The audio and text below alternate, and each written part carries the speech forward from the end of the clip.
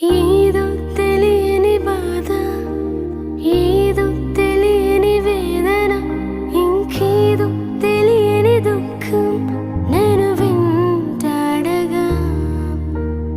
ఏదో